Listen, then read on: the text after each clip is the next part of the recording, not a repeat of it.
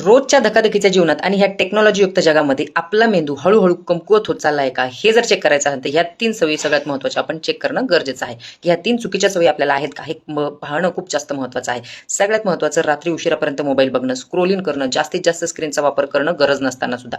दुसरी महत्त्वाची गोष्ट झोपेचा अभाव आणि तिसरी महत्त्वाची गोष्ट ताणतणाव खूप जास्त घेणे आणि व्यायामाचा अभाव.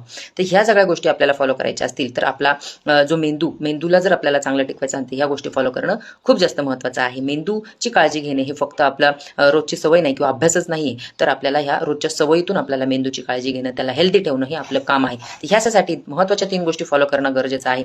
रात्रीचं लवकर झोपणे, झोपण्याआधी 1 तास मोबाईल बघायचा नाही. त्याबरोबर झोप 7 ते 8 तासाची झोप महत्त्वाची आहे. दुसरी गोष्ट, पाणी पिणे, 20 ते 30 मिनिटं रोज व्यायाम करणे, चालणे, स्ट्रेचिंग करणे, जे तुम्हाला वाटतं तो व्यायाम तुम्ही करू शकता.